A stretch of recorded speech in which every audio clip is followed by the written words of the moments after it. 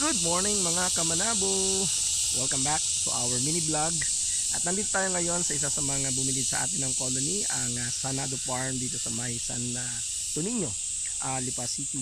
At tayo po ay muling inusap para po split at i-harvest ang kanilang mga colony. So meron po tayo dito ngayon na 11, and dun sa other side yata meron pa yata mga 8. So split natin sila ngayon at mag-harvest tayo. So kung nyo makikita, ito yung area nila. And maraming puno ng saging. Tapos sa palibot po nito ay napakadaming mga halaman. Tapos dito sa other side, makikita po ninyo maraming mga nyog. Maraming may puno ng akasya. Tapos sa gilid maraming mga nyog.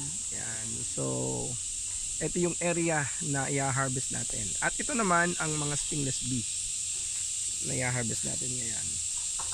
So check lang natin ng konti at atin po silang i-harvest na. So ito, na-check ko na to at nakita ko to na napakaganda ng mga laman nito. So for sure marami tayong ma-harvest at marami tayong ma-split natin to ng maayos ngayong araw na ito. So mamaya update ko kayo kung ano nangyari dito sa ating pong splitting area. So maraming salamat po, and again follow, subscribe sa ating pong page.